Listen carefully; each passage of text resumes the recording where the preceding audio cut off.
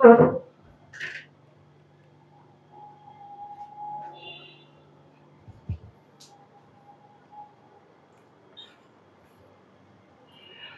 আলাইকুম শিক্ষার্থীরা, তোমাদের সবাইকে শুভেচ্ছা এবং অভিনন্দন। আমরা হচ্ছে যে পোলার কোঅর্ডিনেটর এরিয়া বের করছিলাম। লাস্ট যে লেকচারটা ছিল সেখানে হচ্ছে আমি লিমা কোণের সকল ক্লাসিফিকেশন তোমাদেরকে ডায়াগ্রাম এঁকে বুঝিয়েছি, কেমন? সেটা ছিল লেকচার নাম্বার 10। তো আজকে হচ্ছে আমাদের লেকচার নাম্বার আজকে হচ্ছে আমাদের 10। হ্যাঁ, আগের লেকচার ছিল লেকচার নাম্বার 9, কেমন? তো লেকচার নাম্বার 9টা আমি আশা করছি তোমরা সবাই দেখেছো।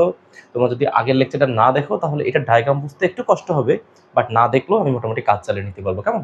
তো আমি তোমাদেরকে আগের লেকচারে বলেছিলাম যে ছাত্ররা মাঝে মাঝে আমাদেরকে প্রশ্ন করে যে লিমা কোণ কি বা কার্ডিওয়েড কি, এটা তারা ডিফারেন্স করতে পারে না। আমি সেটার মোটামুটি বলেছিলাম যে অ্যাকচুয়ালি কার্ডিওয়েডটা হচ্ছে একটা লিমা কোণ, হ্যাঁ, লিমা কোণের একটা পার্ট, কেমন? তো আমি আজকে যে এরিয়াটা বের করে দেখাবো সেটা হচ্ছে find the area of the loop of the curve r equals to a into 1 plus cos theta. তো এটা হচ্ছে তিতাস প্রকাশনী বই থেকে রেফারেন্স বই নিয়েছি, বাট আমার কাছে একটু পুরাতন বই, তোমাদের কাছে মনে হয় অনেকের নতুন বই, তাই অঙ্কের সিরিয়াল নাম্বারটা ঠিক থাকবে না। তবে এটা যে কোনো ইউনিভার্সিটি অ্যাপ্লাইড ম্যাথ বা ইঞ্জিনিয়ারিং ব্যাকগ্রাউন্ডে যারা পড়াশোনা করতেছো তাদের মোটামুটি সবারই এই কার্ভের এরিয়া বের করাটা পরীক্ষাতে খুব আসে। হ্যাঁ, একদম কমন একটা প্রশ্ন যে কোনো ইউনিভার্সিটির জন্য। তো আমি হচ্ছে যে এইটার এরিয়া বের করে তোমাদের কাছে দেখাবো, কেমন?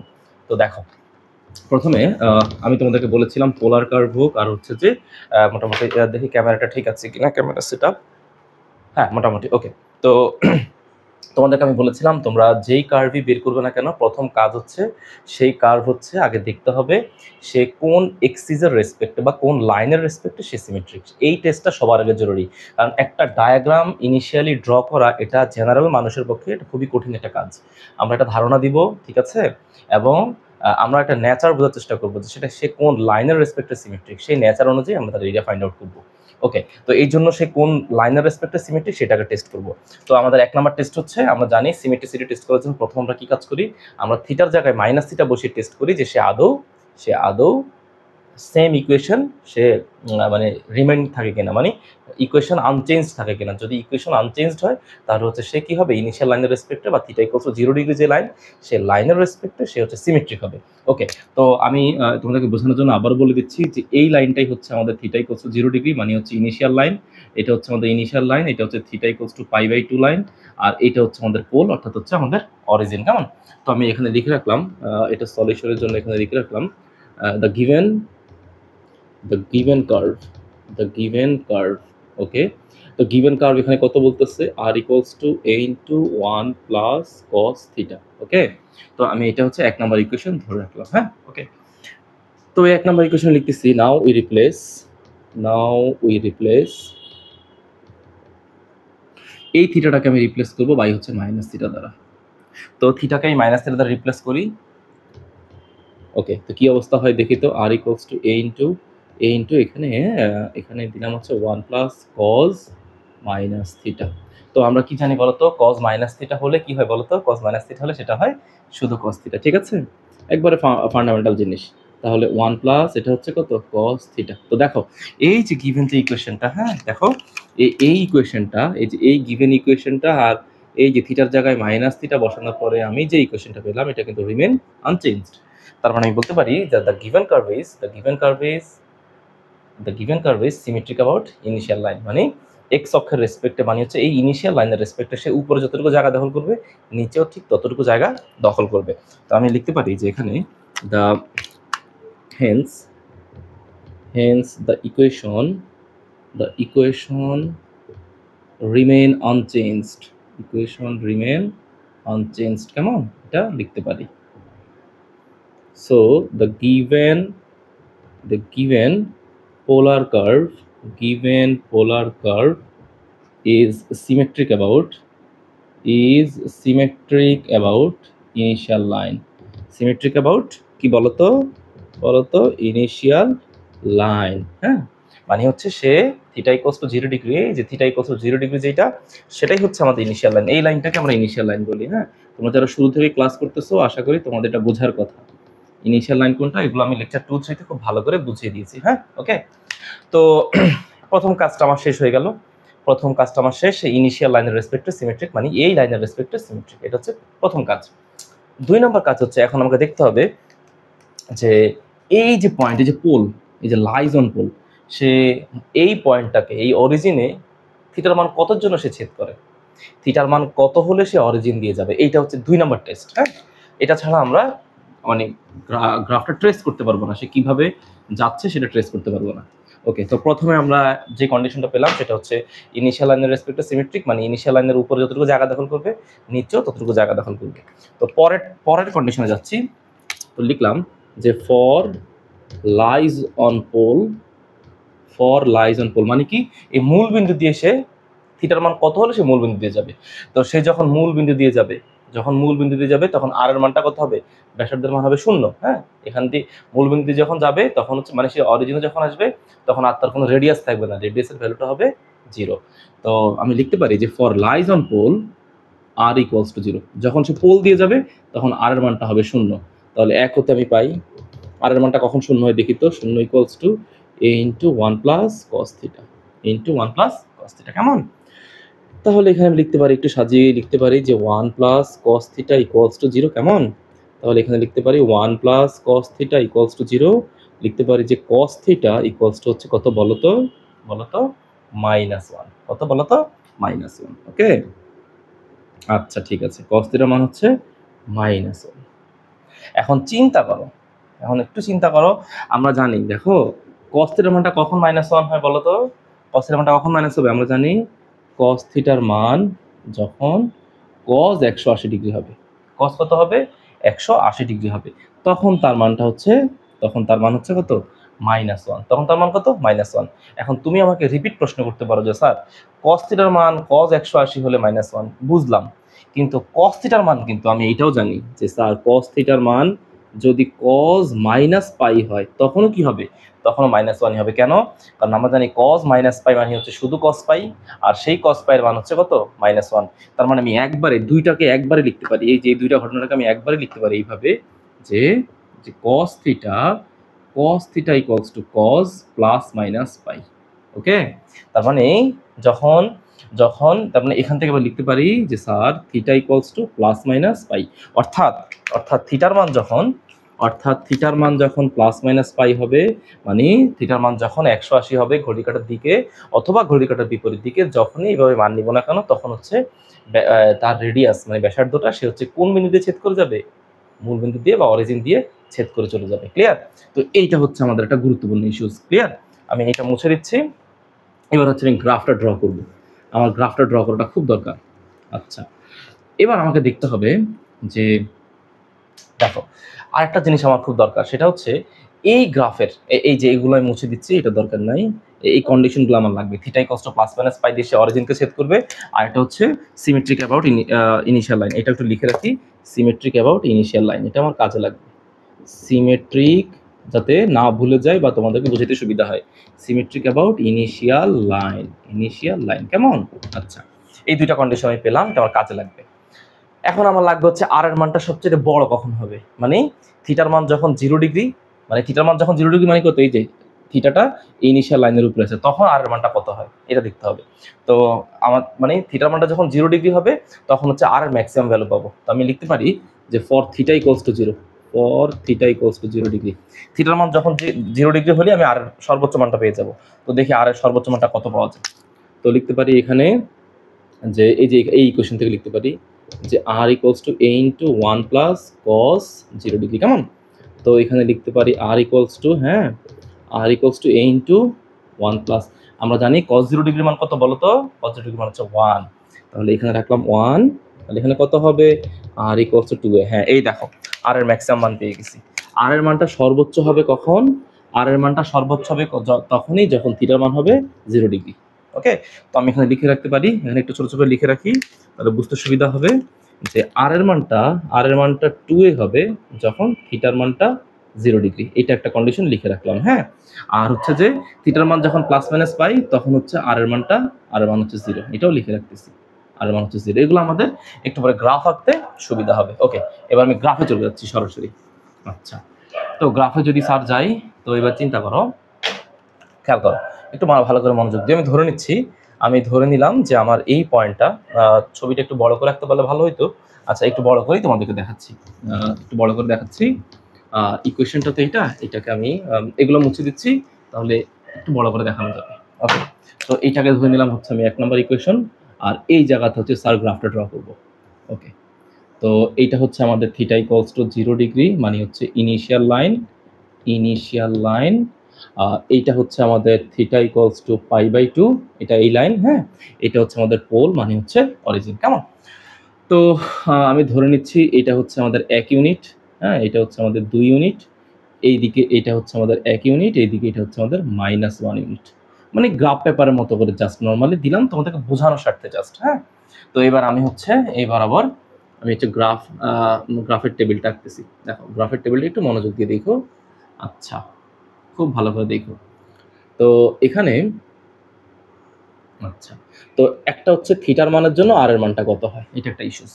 তো প্রথম কথা কি ছিল, দেখো আর এর ম্যাক্সিমাম ভ্যালু কখন পাওয়া যাবে, যখন থিটার মানটা 0। ওকে ফাইন, তো থিটার মানটা আমি প্রথমে 0 ডিগ্রি ইনপুট করলাম। তো 0 ডিগ্রি যখন আমি ইনপুট করতেছি তখন আর এর মান পাচ্ছি 2a। তার মানে এইটা যদি আমাদের a হয়, এইটা যদি আমাদের a হয়, তাহলে এইটা হবে আমাদের 2a। কেমন? তার মানে থিটার, ভালো করে বুঝো, থিটার মান যখন 0 তখন আর এর মানটা এতটুকু, মানে আর এতটুকু এলাকা কভার করছে। এই যে আর এখানে আছে ব্যাসার্ধ এতটুকু, এই যে এতটুকু, এই যে এতটুকু, এই যে এখান থেকে এতটুকু, মানে আর ইকুয়ালস টু 2a। ওকে, এবার দেখি থিটার মান। এই দেখো এখন বলতেছি কি, থিটার মান যখন পজিটিভ 180 ডিগ্রি, আমি ধরো এখানে লিখলাম, এই যে এইখানে লাস্টে এই জায়গা দিলাম হচ্ছে 180 ডিগ্রি। তো 180 ডিগ্রি যখন হবে, 180 ডিগ্রি যখন হবে তখন আর মান হবে 0, মানে পজিটিভ 180 ডিগ্রি হলে আর মান হচ্ছে 0। এটা দেখে আসলে গ্রাফ ড্র করা যায় না। আমি একটু তোমাদেরকে একটু ডিফারেন্ট ওয়ে দেখাচ্ছি, ভালো করে খেয়াল করো। থিটার মান যখন 0 তখন আর এর মান 2a, আর এর মানটা এইখানে। আর থিটার মান যখন 180 ডিগ্রি তখন আর এর মানটা হচ্ছে এইখানে। এবার বাকি গ্রাফটা ড্র করতেছি। দেখো তো মাঝখানে আমার কি কি ভ্যালু আছে একটু চিন্তা করো তো। ধরো থিটার মান আমি 0 থেকে শুরু করলাম। এবার মনে করো তুমি একটা কাজ করো, তুমি এখানে থিটার মান তুমি 60 ডিগ্রি নাও। তো 60 ডিগ্রি নিলে কি অবস্থা হয়, ধরো আমি এখানে নিলাম 60 ডিগ্রি। তো 60 ডিগ্রি মানে কত, π/3। এই ইকুয়েশনে বসাই, দেখি কি অবস্থা হয়। r equals to a into 1 plus cos. হ্যাঁ, এটা কিন্তু পজিটিভ a ইউনিট, এটা হচ্ছে -a ইউনিট। ওকে, তো এখানে হচ্ছে কত, cos π/3। ওকে, তাহলে এখানে কত হবে, r equals to a into 1 plus, বলো cos 60 ডিগ্রির ভ্যালু কত, সেটা হচ্ছে হাফ, ভ্যালু হচ্ছে হাফ। তাহলে আর এর মানটা কত হবে, এখানে 2, তাহলে এখানে হবে 3, দ্যাট মিনস 3a/2। তার মানে কত, 2 দিয়ে যদি 3 ভাগ করি, 2 দিয়ে 3 ভাগ করলে কত হবে, 1.5 এর বেশি হবে, তাই না? 2 দিয়ে 3 ভাগ করলে, তাই না, 1.5 বা 1.5 ধরে নিলাম, তার মানে একের চাইতে বেশি। তার মানে থিটার মানটা যখন 60 ডিগ্রি ধরে নিচ্ছি, এই থিটার মানটা যখন, এই যে এখানে যখন থিটার মান যখন 0 ছিল, থিটার মান যখন 0 তখন আর মানটা চলে আসছে এইখানে 2a পরিমাণ। তো এবার যখন থিটার মানটা যখন আমি লিখবো 60, তখন ভ্যালু কত হবে, তখন ভ্যালু হবে একের চাইতে বেশি। তো এক হচ্ছে এতটুকু, এই যে এতটুকু হচ্ছে এক এলাকা, এই যে এই ইউনিট এলাকা, এতটুকু হচ্ছে এই ইউনিট এলাকা। হ্যাঁ, এইখান থেকে বেশি হবে। তার মানে এখান থেকে যদি বেশি হয়, ধরে নিলাম এটা হচ্ছে 2a ইউনিট, তার মানে এইখান থেকে বেশি হবে। মানে সেই গ্রাফটা চলে যাবে কোথায়, এই যে এইখান থেকে শুরু করে এই গ্রাফটা এই দিক দিয়ে চলে আসবে, এই যে এই দিক দিয়ে উপরে, এই যে এই দিক দিয়ে উপরে, এই উপরের দিকে চলে আসবে, এই যে উপরে একটা পয়েন্টে চলে আসবে, এই যে উপরে কোনো একটা পয়েন্ট এসে চলে আসবে। ধরে নিলাম এই পয়েন্টটাই হচ্ছে আমাদের কত ইউনিট, 3a/2 ইউনিট। এই যে এই পয়েন্টটা 3a/2 ইউনিট। হ্যাঁ, 3/2 ইউনিট। এটা কখন হবে, যখন হবে থিটার মানটা π/3। ধরে নিলাম এইটা হচ্ছে থিটার মান হচ্ছে π/3, আর ডিসটেন্স হচ্ছে 3a/2, 3a/2। ক্লিয়ার? ওকে, মানে ঘটনাটা হচ্ছে এরকম, তুমি চাইলে এটাকে একটা মার্ক করে রাখতে পারো, এই জায়গাটা একটা মার্ক করে দাও, আমি বোঝানোর জন্য লিখি, তারও বুঝতে সুবিধা হবে। এই যে আমি এই দিক দিয়ে দাগ দিয়ে দিচ্ছি, মানে এইখানে হচ্ছে কত ডিগ্রি আছে, এখানে হচ্ছে যে π/3 কোণ আছে। হ্যাঁ, এই 60 ডিগ্রি কোণে আর এর মান হচ্ছে এতটুকু। ওকে, 60 ডিগ্রি কোণে আর এর মান হচ্ছে এতটুকু, এই যে এখানে 3a/2। আচ্ছা, এবার 90 ডিগ্রিতে কি অবস্থা, কারণ এটা থিটা ইকুয়ালস টু π/2 লাইন। তো লিখলাম হচ্ছে থিটা ইকুয়ালস টু π/2 লাইন। ওকে, তো থিটা ইকুয়ালস টু π/2 এবার এখানে এই ইকুয়েশনে বসাই দিই, এইখানে বসাই দিচ্ছি। তো বসাই দিলে কেমন হয় দেখি, থিটা ইকুয়ালস টু π/2 এখানে বসাই দিলে r equals to a into 1 plus cos π/2। এই যে এখানে বসালাম 1 প্লাস cos থিটার এখানে বসালাম। তো বলো তোমরা r ইকুয়ালস টু এর ভ্যালুটা কত হয়, 1 প্লাস cos 90 এর মান আমরা জানি 0। হ্যাঁ, তো দেখো এই যে r এর মান a ইনটু 1, r এর মান পাওয়া গেছে, এই যে r এর মান হচ্ছে a। তার মানে লাইনটা যখন 90 ডিগ্রিতে হবে তখন এই কার্ভটা ঘুরে এই যে এতে চলে আসবে, এই যে সে এতে চলে আসতেছে, দেখছো, এতে চলে আসতেছে। বুঝাইতে পারলাম? ওকে, এরপরে কি হবে, আমি এখানে ধরে নিলাম হচ্ছে π/2। ঠিক আছে, π/2 এর জন্য কত পাইলাম, π/2 এর জন্য পাইলাম a ইউনিট, আর এখানে কত পেলাম, 3a/2 ইউনিট। তো লিখলাম 3a/2। ওকে, তো এবার একটা বেশি ভ্যালু নিচ্ছি, মনে করে 120 ডিগ্রি নিচ্ছি। তো 120 ডিগ্রি মানে কত? 2π/3। ওকে, তাহলে এখানে বসাচ্ছি 2π/3, দেখি কি অবস্থা হয়। ওকে, তো 2π/3 ভ্যালু কত হয়? লিখলাম r = a * 1 প্লাস, হ্যাঁ 1 প্লাস, তাহলে cos 2π/3 এর ভ্যালু হচ্ছে -half। তাহলে এখানে কত হয়? r = a * 2 1, হ্যাঁ, তাহলে r এর মান হবে কত? r এর মান হবে a এর অর্ধেক, তাহলে a হচ্ছে এতটুকু। তাহলে আমি ধরে নিচ্ছি এই এতটুকু হচ্ছে আমাদের কোণ। এই যে কোণটা আমার এদিক চলে গেছে, এই যে এদিক চলে গেছে, হ্যাঁ। তাহলে টোটালটা হচ্ছে এখন এই যে এখান থেকে হিসাব করলে টোটালটা কত ডিগ্রি? এইখান থেকে হিসাব করলে টোটালটা কত ডিগ্রি হবে? টোটালটা হচ্ছে 120 ডিগ্রি, মনে করে ধরুন 120 ডিগ্রি। তো 120 ডিগ্রির জন্য সে নামছে কতটুকু? সে হচ্ছে a/2, মানে a এর অর্ধেক হয়ে গেছে। তো a এর অর্ধেক কতটুকু? ধরে নিলাম হচ্ছে এতটুকু যদি a হয়, ধরে নিলাম এই যে a এর অর্ধেক হয়ে গেছে এতটুকু। বুঝতে পারলাম? তাহলে এর অর্ধেক যদি হয় তাহলে গ্রাফটাকে আমি এই যে এখানে নিয়ে আসতেছি, এই যে এখানে নিয়ে আসলাম, কেমন? এরপরে তো ফাইনালটা আমি জানি, যখন বাড়াই থাকবো, যখন কোণের মানটা যখন 180 ডিগ্রি হয়ে যাবে, এই দেখো কোণের মানটা যখন 180 ডিগ্রি, টোটালটা যখন পুরো কোণটা যখন কভার করবে, তখন 180 হয়ে গেলে আর এর মান চলে যাবে কোথায়? আর এর মান চলে যাবে হচ্ছে পোলে, একদম পোলে চলে যাবে। এইখান থেকে সে এইখানে ব্যাক করছে, এই দেখছো? এই হচ্ছে আমরা কার্ডিওইডের উপরের অংশটা বের করে ফেললাম। তাহলে উপরের যে এরিয়াটুকু, আমি আবার বলতেছি, উপরের যে এরিয়াটুকু, হ্যাঁ, এই এরিয়াটুকুকে স্যার একটু মার্ক করে দিচ্ছি লাল কালি দিয়ে, তাহলে তোমাদের বুঝতে সুবিধা হবে। এই যে এতটুকু মার্ক করে দিচ্ছি, এতটুকু এলাকা স্যার মার্ক করে দিচ্ছি, হ্যাঁ, এই পুরো এলাকাটা স্যার মার্ক করে দিচ্ছি। ওকে, তো এখন উপরের যে এলাকাটুকু, এই আমি বলেছিলাম কার্ভটা হচ্ছে সিমেট্রিক অ্যাবাউট কোন লাইন বলো তো? Symmetric about initial line. আবার বলতেছি, সিমেট্রিক অ্যাবাউট ইনিশিয়াল লাইন। তো ইনিশিয়াল লাইনের রেসপেক্টে আমি সেটা সিমেট্রিক, মানে উপরে যতটুকু এলাকা দখল করবে নিচেও কি সেম ততটুকু এলাকা দখল করবে। তো উপরের গ্রাফটা আমি পেয়েছি, এই উপরের গ্রাফটা পাওয়ার জন্য থিটার কোন মান দায়ী? থিটার মান হচ্ছে 0 ডিগ্রি থেকে শুরু করে কত ডিগ্রি দায়ী? এই দেখো, থিটা = 0 ডিগ্রি থেকে শুরু করে থিটা = এই জায়গাতে আসার জন্য কে দায়ী ছিল? থিটা = 180 ডিগ্রি দায়ী। তাহলে সে যদি উপরেও ঠিক এরকম একটা কার্ভ ক্রিয়েট করে, নিচেও তো সেম একই রকম কার্ভ ক্রিয়েট করবে, তাই না? তাহলে আমি উপরের ক্ষেত্রফল যা হবে তা দিয়ে, মানে যেহেতু সে ইনিশিয়াল লাইনের রেসপেক্টে সিমেট্রিক, আমি আবার বলতেছি, যেহেতু সেই ইনিশিয়াল লাইনের রেসপেক্টে সিমেট্রিক, তাই আমি উপরের ক্ষেত্রফল বের করে তাকে যদি 2 দিয়ে গুণ করে দিই, তাহলে আমি ঠিক নিচের কার্ভটাও পেয়ে যাবো, হ্যাঁ। কারণ উপরের অংশ যতটুকু এলাকা দখল করবে, নিচেও তো সেম একই রকম এলাকায় সে দখল করবে। তাহলে উপরের অংশটার ক্ষেত্রফলকে 2 দিয়ে গুণ করলে আমি টোটাল লুপটা পেয়ে যাবো। ওকে, তো আমি এখন লিখতেছি, এই হচ্ছে আমাদের গ্রাফের উপরের অংশের বক্স। এই বক্স কিন্তু পরীক্ষা খাতায় লিখতে হবে, হ্যাঁ। তোমাদের যে বই, আমাদের যে রেফারেন্স বইগুলো আছে, সেগুলো তো আসলে এই ব্যাখ্যাগুলো দেওয়া নাই, এবং আমি বেশ কয়েকটা আমাদের দেশীয় যে চ্যানেলগুলো আছে কয়েকজন দেখেছি, তারা ম্যাক্সিমাম ভুল ব্যাখ্যা দিয়েছে। তো এইটা হচ্ছে অরিজিনাল ডায়াগ্রাম, এইটার সাথে কন্টেন্ট মিল রেখে এই বক্সটা আঁকতে হবে, কেমন? না হলে কিন্তু অরিজিনাল ডায়াগ্রাম তুমি আঁকতে পারবে না। ওকে, তো আমি এবার লিখতেছি, আমার এই লুপের এরিয়া বের করার জন্য আমাকে লিমিট নিতে হবে থিটা = 0 ডিগ্রি থেকে থিটা = পাই এর মধ্যে। ওকে, তো আমি লিখলাম যে now we integrate over this area as taking, যে আমি কতটুকু লিমিট নিব? as taking theta = 0 degree to theta = পাই, এর মধ্যে নিলে আমার কাজটা হয়ে যাচ্ছে। সুতরাং এরিয়া ইকুয়ালস টু, তো এরিয়া নির্ণয়ের সূত্র কি? এরিয়া নির্ণয়ের সূত্র হচ্ছে হাফ ইন্টু কত বলতো? আলফা থেকে বিটা, হ্যাঁ, আলফা বিটা আর স্কয়ার ডি থিটা। এটা হচ্ছে আমাদের এরিয়া নির্ণয়ের সূত্র, হ্যাঁ। তো এবার এই অঙ্কের রেসপেক্টে এখন আমি তো শুধু এই অংশটার ক্ষেত্রফল নিব না, আমি কিন্তু পুরো অংশটার ক্ষেত্রফল নিব, হ্যাঁ। তো আমি এখন লিখতে পারি যে হাফ, কেমন? তাহলে হাফ, এখানে বলো আলফার মান কতটুকু আছে? লোয়ার লিমিট কত? থিটার মান কত? 0 ডিগ্রি। আপার লিমিট কত? থিটার মান হচ্ছে পাই। আর এর ভ্যালুটা কত? আর এর ভ্যালু হচ্ছে a * 1 + cos theta. R square value হচ্ছে a * 1 + cos থিটা, তার উপর স্কয়ার হয়ে যাবে। ওকে, বাইরে আছে কত? বাইরে আছে হচ্ছে ডি থিটা। তো এখন এই যে এলাকাটা, এই এতটুকুর যে ক্ষেত্রফল, আমি আবার বলতেছি, এই এতটুকু অংশের যে ক্ষেত্রফল, এই অংশের যে ক্ষেত্রফলটা আমি যেখানে লিখলাম, এই এতটুকুর ক্ষেত্রফল কিন্তু শুধু উপরের ক্ষেত্রফল, বাট আমার কিন্তু উপরের ক্ষেত্রফল না, আমার কিন্তু নিচের ক্ষেত্রফলটা দরকার। তো আমি যদি নিচের ক্ষেত্রফলটা নিতে চাই, এই যে আমি নিচের ক্ষেত্রফলটাকে কোন কালার দিয়ে দেখাবো? আমি লাল কালার দিয়ে, আচ্ছা নীল কালার দিয়ে দেখাচ্ছি, বা কালো কালার দিয়ে দেখাচ্ছি। সিমিলারলি দেখো, এটা কিন্তু এটা এই দিক দিয়ে ছেদ করে গেছে, এটাও এই দিক দিয়ে এসে এই দিক দিয়ে ছেদ করে যাবে, ছেদ করে সে হচ্ছে এই দিক দিয়ে বের হয়ে যাবে, এই যে এই দিক দিয়ে বের হয়ে সে সিমিলারলি এই দিক দিয়ে বের হয়ে সে এইভাবে গিয়ে ঠিক এইভাবে এটার সাথে মিলে যাবে। ওকে, তো এই দিক দিয়ে একটু সুন্দর করে দিচ্ছি, হ্যাঁ এই তো এইভাবে মিলে যাবে। তো এখন হ্যাঁ ঠিক আছে, মোটামুটি কার্ডিওয়েড ঠিক আছে। দেখি তো এই দিক থেকে ক্যামেরা থেকে কেমন দেখাচ্ছে। হ্যাঁ ওকে, তো এটা আসলে একবারে অ্যাকুরেটলি সুন্দর কম্পিউটার ছাড়া আসলে প্রোগ্রামিং ছাড়া এটা আসলে করা কঠিন, তারপরও দেখাই দিলাম। তো এখন আমি যদি নিচের অংশটার এরিয়াও নিতে চাই, তাহলে আমি উপরের এই যে থিটা ইকুয়ালস টু 0 ডিগ্রি থেকে থিটা ইকুয়ালস টু পাই দ্বারা শুধু উপরের ক্ষেত্রফলটা নিছি। তো আমি যদি এখন নিচেরটাও ক্ষেত্রফল নিতে চাই, তাহলে আমাকে এখন কি করতে হবে, এই পুরো ইন্টিগ্রেশনটার সাথে কত দিয়ে গুণ দিতে হবে, একটা অ্যাডিশনাল 2 দিয়ে গুণ দিতে হবে।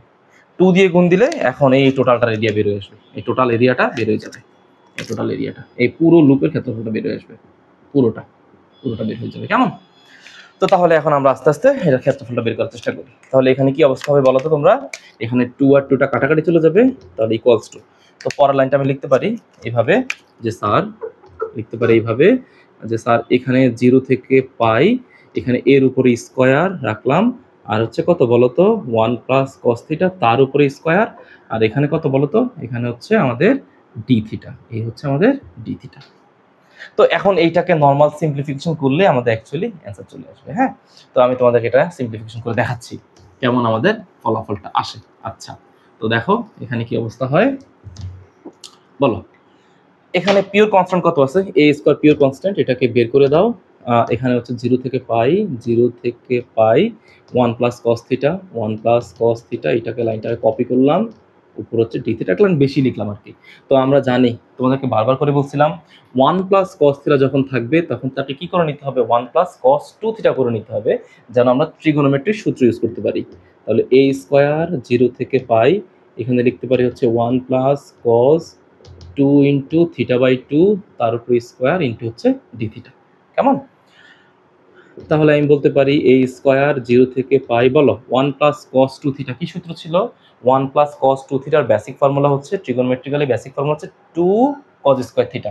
তাহলে লিখতে পারি আমি এখানে 2 কস স্কোয়ার থিটা। আচ্ছা, থিটা বলতে কত আছে, থিটা বলতে আছে theta by 2, that means 2 cos square theta. Okay, তার উপরে কত স্কোয়ার ইন্টু হচ্ছে ডি থিটা। দেখো আবার বুঝাই দিচ্ছি, 1 প্লাস কস 2 থিটা, হ্যাঁ, তো থিটা বলতেছে থিটা বাই 2, সূত্র হচ্ছে 2 কস স্কোয়ার থিটা, হ্যাঁ, তার উপরে স্কোয়ার আছে, এই হচ্ছে সেই স্কোয়ার। ওকে, তো এবার এখানে কি অবস্থা একটু ভালো করে ভাবো, এখানে আবার একটা পিওর কনস্ট্যান্ট পাইছি, সেই পিওর কনস্ট্যান্ট হচ্ছে কত, এই হচ্ছে 2, তো 2 এর উপরে স্কোয়ার করলে কত হবে 4, দ্যাট মিন্স আমি একবারে 4 এই স্কোয়ারটা বাইরে নিয়ে আসলাম। 0 থেকে পাই কত আছে এখানে, যে কজের উপরে স্কোয়ার তার উপর আবার স্কোয়ার, তাহলে আমি লিখতে পারি যে sir cos to the power 4 theta by 2, আর এখানে হচ্ছে ডি থিটা। তো এখানে এবার আসার পরে না একটা জিনিস দেখতেছি যে স্যার এখানে ডি এর পরে আছে সিঙ্গেল থিটা, আর এখানে আছে হচ্ছে ফ্র্যাকশন থিটা। ওকে, তো এইটাকে আমরা ব্যালেন্স করতে হবে। তো ব্যালেন্স করার জন্য আমি এখানে নতুনটা চলক নিচ্ছি, আমি লিখতেছি যে লেট এই থিটা বাই 2 কে, ছেলেমেয়েরা দেখো এই থিটা বাই 2 কে let theta by 2 equals to T. এই থিটা বাই 2 কে আমি একটা নতুন প্যারামিটার নিলাম, সেটা হচ্ছে টি, ব্যালেন্স করার জন্য। তাহলে আমার লাগবে হচ্ছে কার মান, ডি থিটা। ওকে, ডি থিটা। তাহলে আমি লিখতে পারি যে এখানে লিখতে পারি যে ডি থিটা, আচ্ছা এখানে থিটা ইকুয়ালস টু কত লিখতে পারি, 2t। তাহলে ডি থিটার মানটা কত পাওয়া যায় বলো তো, ডি থিটার মান পাওয়া যাবে হচ্ছে, থিটাকে ডিফারেন্সিয়েট করলে হবে ডি থিটা, আর 2 বাইরে টিকে করলে হবে ডিটি। অথবা তুমি এইভাবে লিখতে পারো, থিটাকে টি রেসপেক্টে করলে হবে d theta by dt equals to 2, পরে তুমি ডিটিটা 2 এর সাথে গুণ করে দিলে, তোমার যেভাবে সুবিধা তুমি সেভাবে লিখতে পারো, নো প্রবলেম। ওকে, এবার আমার হচ্ছে আপার লিমিট লোয়ার লিমিটে কাজ করতে হবে। তো আপার লিমিট লোয়ার লিমিটের কাজটা হচ্ছে আমি এখানে বক্সে দেখাই দিচ্ছি, যাতে তোমাদের বুঝতে সুবিধা হয়। আচ্ছা, এখানে আপার লিমিট লোয়ার লিমিটের কাজ দেখাই দিচ্ছি। দেখো আমাদের ছিল থিটা, যাইতে হবে টিতে। ওকে, তো বলো থিটার মান যখন পাই এখানে বসায় দাও। তো থিটার মান যখন পাই তখন টি এর মান কত হবে বলো তো বাবা, মানে হবে পাই বাই 2। থিটার মান যখন পাই তখন টি এর মান হবে পাই বাই 2। থিটার মান যখন 0, মানে লোয়ার লিমিট যখন 0, তখন থিটার মান এখানে 0 বসাইলে টি এর মানটা হবে কত, টি এর মানটা হবে 0। হ্যাঁ, বোর্ড কভার করতেছে, বোর্ডটা একটু কম কভার করতেছে, আমি একটু উপরে লিখবো নাকি, আমি একটু উপরে লিখি তাহলে তোমাদের বুঝতে সুবিধা হবে। হ্যাঁ, আচ্ছা তাহলে কোথায় লিখবো, আমি হচ্ছে উপরে এই পাশটাতে লিখি, তোমাদের যাতে দেখতে সুবিধা হয়। আচ্ছা, তাহলে আমি এই যে বক্সটা এখানে আবার লিখলাম, যে লিমিটের বক্সটা এখানে দিচ্ছি, কেমন দেখো। থিটা ছিল আর আমি হচ্ছে টিতে চলে গেলাম। ওকে, তো বলো থিটার মানটা এখানে যখন পাই, আপার লিমিট যখন পাই, তাহলে টি এর মানটা কত হবে? π/2। লিখলাম যে স্যার থিটার মান যখন পাই, এটার মান হবে, টি এর মান হবে π/2। ওকে, আচ্ছা, থিটার মান যখন 0 বসালে এখানে কত হবে? টি এর মান হবে 0। তাহলে থিটার মান যখন 0, টি এর মানটাও 0। তাহলে এবার ইকুয়েশনের কি অবস্থা হয়?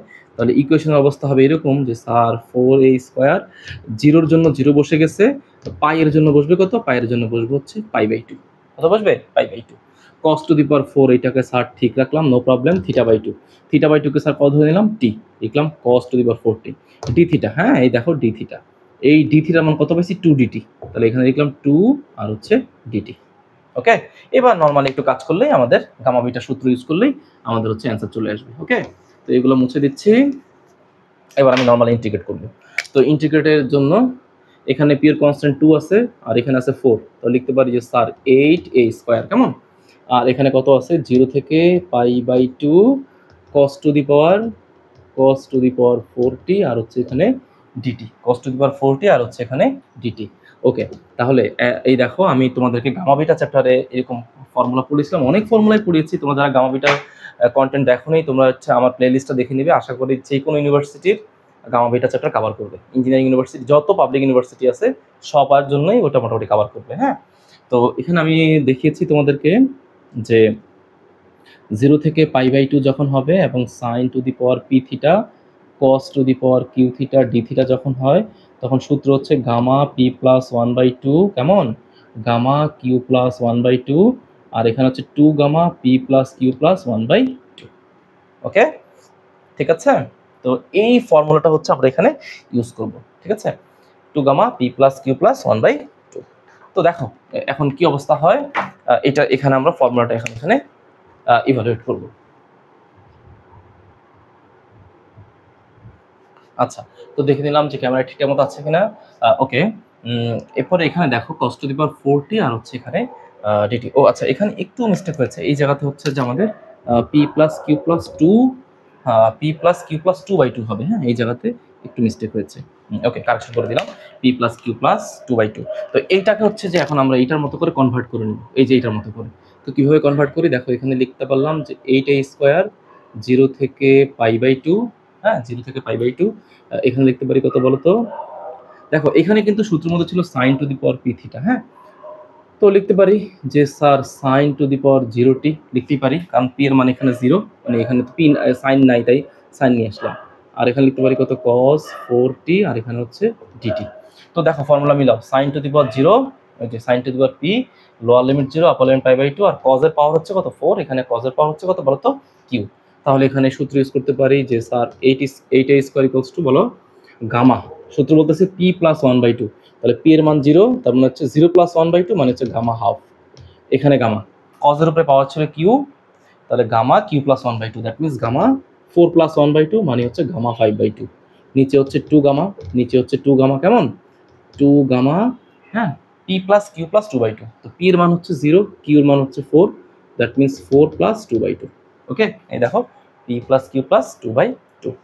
আচ্ছা, এর বাইরেও আমি তোমাদেরকে কিছু ফর্মুলা শিখিয়েছিলাম। আমি তোমাদেরকে বলেছিলাম যে গামা n প্লাস 1 যখন হবে তখন হবে n গামা n, এটা হবে যদি ফ্র্যাকশনের জন্য, আর যদি n প্লাস 1 দেখো তাহলে হবে n ফ্যাক্টরিয়াল, এটা হচ্ছে ইন্টিজারের জন্য, পূর্ণ সংখ্যার জন্য এটা, আর হচ্ছে ভগ্নাংশের জন্য হচ্ছে এটা। হ্যাঁ, এগুলো হয়তো এখানে কাজে লাগতে পারে, দেখি কি অবস্থা।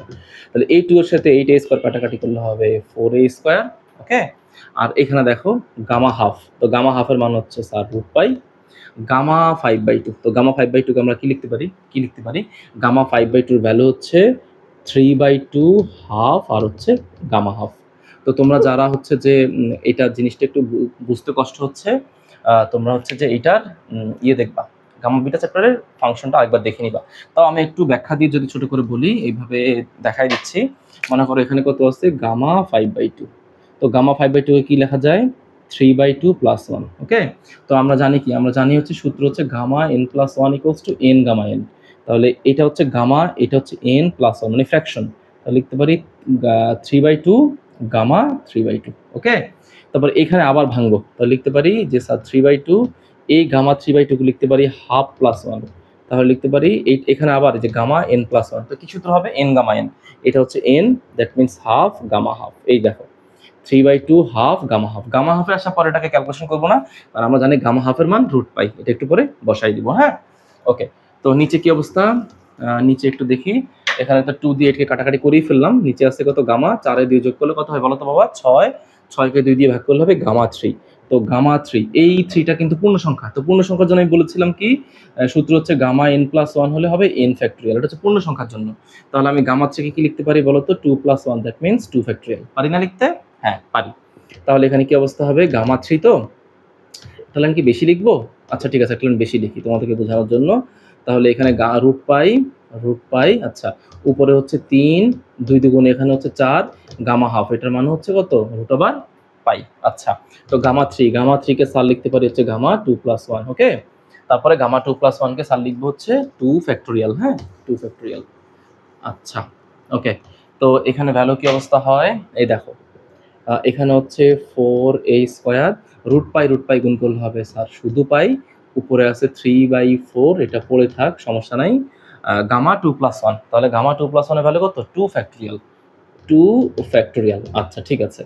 তাহলে এখানে হচ্ছে 4a², উপরে হচ্ছে 3 আর পাই গুণ করলে হবে 3পাই, নিচে আছে 4, এই 4টা নিচে লিখলাম, 4 × 2 ফ্যাক্টোরিয়াল। তো 2 ফ্যাক্টোরিয়াল মান হচ্ছে আবার 2, তাই না? 2 ফ্যাক্টোরিয়াল মান হচ্ছে 2। ওকে, তাহলে এখানে লিখতে পারি যে, এই যে দেখো এখানকার 4 আর 4টা কাটাকাটি যায়, তাহলে লিখতে পারি যে 3π²/2, 3π²/2। এইটা হচ্ছে আমাদের এরিয়া, এইটা হচ্ছে আমাদের এরিয়া। ওকে, এটা হচ্ছে আমাদের এরিয়া। ওকে, দেখি ক্যামেরা দেখা, হ্যাঁ ঠিক আছে, ক্যামেরা দেখা যাচ্ছে, মাঝে মাঝে আবার ক্যামেরাটা নড়ে যায়, বাইরে বৃষ্টি হচ্ছে তো। আচ্ছা, তো এটা হচ্ছে আমাদের মোটামুটি এরিয়া। এখন দেখো, এটাকে আমি আরো একভাবে করতে পারতাম। এই ইন্টিগ্রেশনটা দেখো, আমি একটা কাজ করেছিলাম এই জায়গায়, তোমরা একটু মনে করে দেখো, মুছে দিচ্ছি। দেখো আমি যখন ইন্টিগ্রেশনটা নিয়ে কাজ করতেছিলাম, তখন আমি একটা জায়গায় এমন করেছিলাম। দেখো আমি এটাকে আরেকভাবে করতে পারতাম এইভাবে। ধরো আমাদের মূল ফর্মুলাটা কি ছিল, ½ × α2β r² dθ। তো স্যার কি করেছিলাম দেখো, স্যার হচ্ছে এখানে হাফ নিয়েছি, আলফার জায়গায় নিয়েছি 0, আর বিটার জায়গায় নিয়েছিলাম পাই, অর্থাৎ এই উপরের এলাকাটা নিয়ে স্যার কাজ করছিলাম। ঠিক আছে, কাজ করে আর এর জায়গায় লিখছিলাম হচ্ছে কত, 1 a × 1 + cos θ, তার উপরে স্যার লিখছিলাম স্কয়ার ইন্টু হচ্ছে d θ। এরপরে স্যার চিন্তা করেছিলাম কি, যে স্যার 0 থেকে পাই পর্যন্ত নিয়ে কাজ করব, তাহলে উপরের এলাকাটার ক্ষেত্রফল পাচ্ছি, কিন্তু নিচেটা তো পাচ্ছি না, যেহেতু সে সিমেট্রিক। তাই নিচের এলাকাটা কভার করার জন্য স্যার এখানে কি করেছিলাম, স্যার এখানে একটা 2 দিয়ে গুণ করেছিলাম। একটু মনে করে দেখার চেষ্টা করো, বা ভিডিওটা পিছনে তোমরা ব্যাক নিয়ে দেখো। এই কাজটা করে তারপর স্যার হচ্ছে এই ক্ষেত্রফলটা বের করেছি, অর্থাৎ স্যার পুরোটার ক্ষেত্রফল বের করেছি। এখন কেউ যদি চিন্তা করে যে না আমি এইভাবে করবো না, সে কিভাবে করতে পারো, তার জন্য আমি একটা ট্রিক্স দেখাচ্ছি। দেখো, সেইভাবে করতে পারো, সে এইভাবে চিন্তা করতে পারে যে স্যার পুরো এরিয়াটা কভার হচ্ছে কিভাবে। পুরো এরিয়াটা কভার হওয়ার জন্য দেখো, আবার বলতেছি, দেখো θ = পাই এর জন্য সে এই পোলে, এই দেখো তোমরা বলেছিলা যে θ = +পাই এবং θ = -পাই, দুইটা কেসের জন্য সে হচ্ছে পোলকে ছেদ করে যায়। অর্থাৎ থিটার মান যখন পাই হয়, মানে থিটার মান যখন 0, তখন সে 0 থেকে শুরু করে এইখানে চলে আসে। ওকে ওকে, এটা হচ্ছে ঘড়ি কাঁটার বিপরীতে। এবার সে যখন θ = 0 থেকে যখন সে ঘড়ি কাঁটার দিকে, আবার এই যে ঘড়ি কাঁটার দিকে মানে এই দিকে যখন আসে, ঘড়ি কাঁটার দিকে 180 ডিগ্রি সে এইখানে চলে আসে, এইখানে চলে আসে। তাহলে ঘটনাটা আসলে কি, তাহলে এই বিন্দুতে মানে আর এর মান 0-র জন্য দায়ী হচ্ছে +পাই আর হচ্ছে কত, -পাই। অর্থাৎ পুরো কার্ভটা কভার করার জন্য থিটা দুইটা মান দায়ী, একটা হচ্ছে +পাই, একটা হচ্ছে কত, -পাই। তাহলে তুমি শুরুটা এইভাবে করতে পারো যে আলফার মানটা দিলা -পাই, আর আপার লিমিটের মান দিলে হচ্ছে +পাই। ওকে, সূত্রের হাফ r² dθ। তাহলে এখানে হাফ -পাই আর হচ্ছে পাই, r² মান তুমি এখানে লিখতে পারো কত, যে a × 1 + cos θ, তার উপরে স্কয়ার ইন্টু dθ। এইটা লিখলে তাহলে কি করতে হবে, সামনে 2 দিয়ে গুণ করা লাগবে না। কেন 2 দিয়ে গুণ করা লাগবে না? 2 দিয়ে গুণ করবো তখনই যখন আমি হচ্ছে উপরের অংশটা নিয়ে কাজ করব। সেটার মতো করে নিচের অংশটাকে 2 দিয়ে গুণ করলে দুইটার এলাকাটা একসাথে বেরিয়ে আসবে। আর তুমি যদি চিন্তা করো যে না আমি পুরোটার এলাকা একসাথে বের করব, তাহলে তুমি -পাই থেকে +পাই পর্যন্ত ইন্টিগ্রেটেড লিমিট নিলেই অ্যান্সার চলে আসবে। কত আসবে অ্যান্সার, এই যে আমি এখানে বের করে রেখেছি 3πa²/2, 3πa²/2। ওকে, তো তোমাদেরকে আমি আরেকবার বলে দিচ্ছি, আমাদের যে বইগুলো আছে রেফারেন্স বই, সেগুলো তো আসলে ডিটেলস ব্যাখ্যার একটু হয়তো শর্টকাট আছে। আমি চেষ্টা করেছি মোটামুটি অ্যাকুরেটলি ডিটেলস ব্যাখ্যা দেওয়ার। আর বেশ কয়েকটা অনলাইন টিউটোরিয়াল আমি দেখেছি, যে অনেকে পড়াচ্ছেন, আসলে ওনারা হয়তো অতটা অ্যানালাইসিস করেন নাই। তো আসলে আমার মনে হয় একটা জিনিস না জেনে ভিডিও আপলোড করাটাও ঠিক না। তো দেখা যায় যে অনেকে আসলে এরিয়াগুলো বোঝে না, কোন কোন পয়েন্ট দিয়ে অরিজিনে সেট করতেছে তা না বুঝেই ওনারা আসলে ক্লাসগুলো আপলোড করে দিচ্ছে। তো ঠিক আছে, আমার মনে হয় আরেকটু অ্যানালাইসিস করে সবার কাজ করা উচিত। তোমাদের জন্য আমি এরপর যেটা দেখাবো সেটা হচ্ছে একই কার্ডিওয়েডের যদি তার ডায়াগ্রামটা যদি সিমেট্রিক্যালি এইদিকে মুভ করা থাকে তার এরিয়াটা আমি তোমাদেরকে নেক্সট ক্লাসে দেখাবো। সেটা হবে ইনশাআল্লাহ আমাদের লেকচার নাম্বার 11। আপাতত তোমরা লেকচার নাম্বার 10 করে একটু নিজে নিজে বোঝার চেষ্টা করো, কয়েকবার করো, এবং ডায়াগ্রামটা আমি কিভাবে এঁকেছি সেটা আরেকবার দেখো, বারবার দেখো, তাহলে তোমাদের মনে থাকবে। হ্যাঁ, ডায়াগ্রাম না হলে কোন লাইনের রেসপেক্টে সিমেট্রি সেটা না বুঝলে, এবং হচ্ছে যে লাইজন পোল, সে পোলকে কত কোণের রেসপেক্টে ট্রেস করে যাচ্ছে সেটাও তোমাকে জানতে হবে। হ্যাঁ, না হলে তুমি কিন্তু আসলে এরিয়াটা বের করতে পারবে না। আমাদের উদ্দেশ্য কিন্তু গ্রাফ ড্র করা না, আমাদের উদ্দেশ্য কিন্তু এরিয়া বের করা। তো এরিয়া বের করতে গেলে কিন্তু আমাদেরকে ওই যে লাইজন পোল, সিমেট্রিসিটি এগুলো জানতেই হবে। এগুলো না জেনে শুধু অঙ্ক করলে কিন্তু আসলে হবে না। এটা আসলে অনেকটা মুখস্থ টাইপের হয়ে যাবে। ম্যাথ তো বুঝে পড়ার জিনিস, এটা তো মুখস্থের জিনিস না। হ্যাঁ, তো আমার মনে হয় তোমাদেরকে একটু সচেতন হয়ে পড়াশোনা করতে হবে। কেমন? ওকে, তো আজকে এতটুকুই থাকবে। ইনশাআল্লাহ দেখা হবে লেকচার নাম্বার 11।